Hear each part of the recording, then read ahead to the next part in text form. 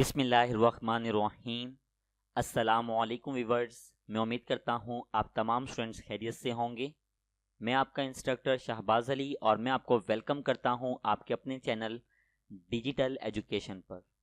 Students, हमने अपने previous lecture से आगाज़ किया था ग्राफ एल्गोरिदम्स का और प्रीवियस लेक्चर में हमने डिस्कस किया था BFS यानी ब्रेथ फर्स्ट सर्च को हमने डिस्कस किया था।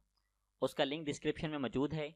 अगर आपने वाली वीडियो नहीं देखी है तो आप वाली वीडियो जाकर आसानी से देख सकते हैं।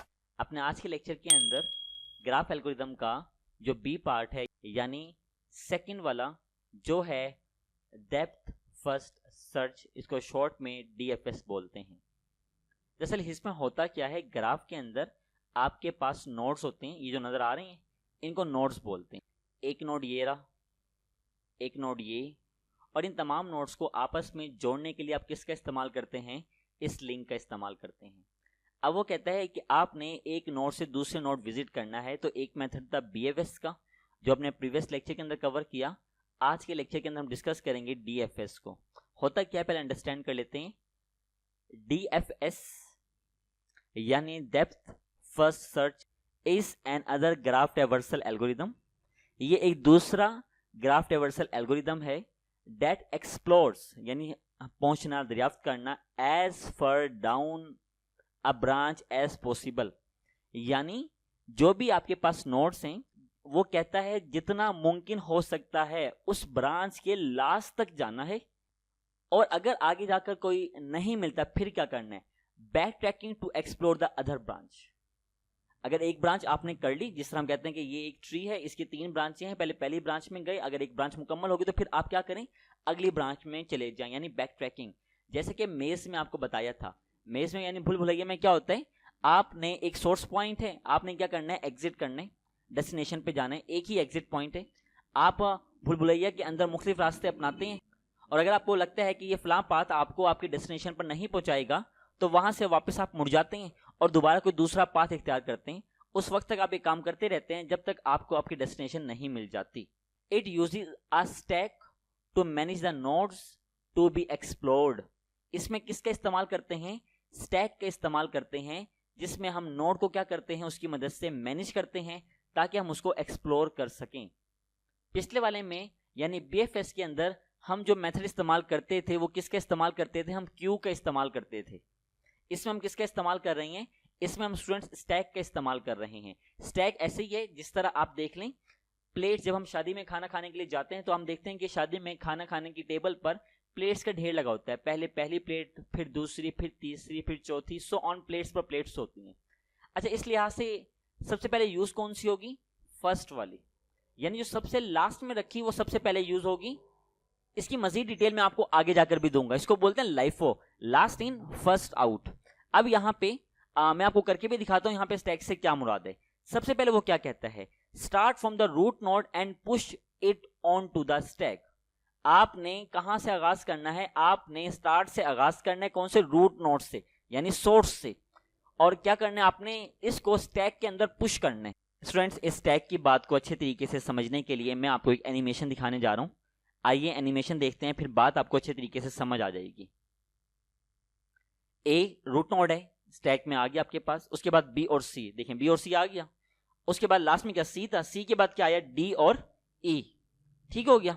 D और E के बाद कहां पे जाएगा, F और G पर।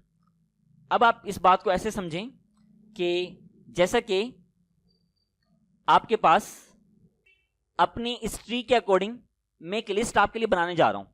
ये मैंने यानी स्टैक मैंने आपके लिए बनाया।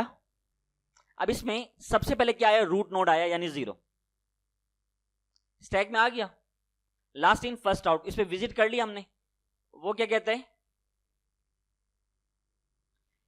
सबसे पहले 0 आया, 0 को आपने स्टैक में डाल दिया। पॉप अ नोड, उसको क्या कर दिया, पॉप कर दिया, यानी आपने उस पर विजिट कर लिया, डेट्स इट, ये आपका परफॉर्म हो गया। Process it and push all its unvisited neighbour onto the stack. उसके बाद इसके तमाम अनविजिटेड नेबर्स, जिसमें आपके पास क्या आ गए, 1, 2 और 3। अब यहां पे देखें, हमने पहले लिस्ट बना ली कि 1 आएगा, उसके बाद 2 और उसके बाद क्या आएगा, 3। सेम एज इट इज यहां पे क्या आया आपके पास, 1, उसके बाद 2 और उसके बाद 3। अच्छा, उसके बाद वो क्या कहता है, आपने सबसे पहले कहां जाना है, 1 पे विजिट किया।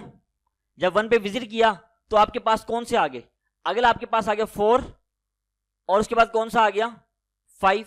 यानी यहां से आप कहां गए 4 पे, और 4 से कहां गए उसके बाद 5 पे, यानी विजिट करते गए और बाहर आते गए। यही बात वो यहां पे कर रहे हैं कि आपने क्या करना है, DFS can be used in solving puzzle like मेज। डीएफएस का इस्तेमाल करते हैं किसके अंदर, पजल्स के अंदर इस्तेमाल करते हैं, where the algorithm explore one possible path through the end. जहां पे एल्गोरिथम क्या करता है, एक पॉसिबल पाथ को क्या करता है, एक्सप्लोर करते हैं एंड करने के लिए। And if it hits a that and, और अगर आगे नहीं मिलता, रास्ता कोई नहीं बनता, it back tracks and tries another path. जिस तरह 0 नोड से हमने विजिट किया 1 की तरफ, ठीक है, 1 से हमने देखा कि हाँ जी इसके जो मजीद अभी ब्रांच बनती है, फिर हम 1 से गए किस पर, 4 की तरफ। जब 1 से 4 की तरफ गए तो वापस हमारे पास क्या है, आगे कोई रूट नहीं बना, तो हम ब्रांच नहीं बनी, तो हम वापस किस पर आ गए, 1 पर आ गए। अब हम देखेंगे कि इसकी कोई सब ब्रांच है, यस है। यहां से फिर हम कहां मूव करेंगे, 5 से, और 5 से जब हमने देखा कि आगे कोई रूट नहीं बचता, तो हम वापस कहां मूव कर लेंगे, 1 पर वापस मूव करेंगे। अब आपने इसकी इस ब्रांच को मुकम्मल तौर पर विजिट कर लिया। अब आप यहां से वापस जाएंगे किस पर, अपने रूट नोड पर। रूट नोड से आप किस पर आए, फिर 2 पर, इसकी दूसरी ब्रांच पर, और उसके बाद यहां से आप इसकी सब ब्रांच में गए जो कि 6 था। जब आपने देखा कि आगे रूट नहीं बचता, तो आप वापस चले गए, और फिर अगेन यहां से कहां पर, अपने रूट नोड पर। सेम यही प्रोसेस आपने अपने इसके लिए भी किया, यहां से 3 पर, 3 से ऑनवर्ड आप कहां, 7 पर। आगे रूट नहीं बनता तो आप वापस 3 पर, और 3 से वापस कहां पर आ गए, सोर्स पर आ गए। अच्छा, इसी बात को अच्छे तरीके से समझने के लिए एक एनिमेशन भी करते हैं, और इसकी टाइम कॉम्प्लेक्सिटी मैं आपको बता देता हूं। सेम पिछले वाले की तरह इसकी टाइम कॉम्प्लेक्सिटी भी big O of V plus E है, और V मैंने आपको बताया था वर्टिसेस होते हैं, और E मतलब एजेस होता है। अब वो कहता है किसकी तरह, BFS की तरह, लेकिन DFS is more memory efficient. Memory efficient के लिहाज से कौन सा बेहतर है, DFS for deep graph, while BFS is more suited for shallow graph. जबकि जो BFS होता है वो ज्यादा सुटेबल होता है किस पर, शैलो ग्राफ पर। आइए इस बात को एक एनिमेशन की मदद से समझते हैं। तो स्टूडेंट्स, आपके सामने ये एनिमेशन है, सेम मैंने वही ट्री बनाई है जो आपके पास बुक में बनी पड़ी है। आइए इस पर हम क्या कर रहे हैं, DFS की मदद से देखते हैं कि कैसे एनिमेशन चल रही है। यहां पे सबसे पहले आप देखें सोर्स क्या है, 0। नेक्स्ट स्टेप कौन सा बनेगा, अब यहां पे आप देखें सोर्स क्या है, 0। अब 0 से कहां जाना है हमने, 1, ठीक हो गया। उसके बाद कहां पर, 1 से 4 से आप देखें हम इसके as down far as possible, हमने आखिर तक जाना है, जितना आखिर तक मुमकिन हो सकता है। आगे नहीं बचा, बैक किया 1 पर, अब 1 से कहां पर, 5 पर। आगे कोई ट्री नहीं बची, अगेन 1, और 1 से कहां जा रहे हैं हम, 0। अब 0 से कहां पे आएगा ये, आप देखें 2 पर, 2 से कहां पर गया ये, 6 पर। ये देखें 6 पर पहुंच गया, आगे कोई रूट नहीं बचा, तो वापस कहां, 2 से 0 से फिर कहां जा रही हैं हम, 3 पर, 3 से हम कहां जा रहे हैं, 7 पर, 7 से वापस कहां पर आ गए हम, अपने वापस रूट नोड पर आ गए। तो ये तरीका था इसके अंदर विजिट करने का। यहां पे हम पहले पूरी लिस्ट जो ब्रांच पॉसिबल है वहां तक पूरा चेक करते हैं, और अब आप आउटपुट देखें तो आउटपुट हमारे पास क्या आएगा, 0 1 4 5 2 6 3 7। तो स्टूडेंट्स, ये था हमारा आज का लेक्चर। मैं उम्मीद करता हूं कि आज का लेक्चर आपको पसंद आया होगा। अगर आपको आज का लेक्चर पसंद आया है और इससे आपकी हेल्प हुई है तो वीडियो को लाइक करें, अपने तमाम फ्रेंड्स के साथ इसको शेयर करें। मुझे अपनी दुआओं में याद रखिएगा। मेरी अगली वीडियो तक के लिए अल्लाह हाफिज, टेक केयर।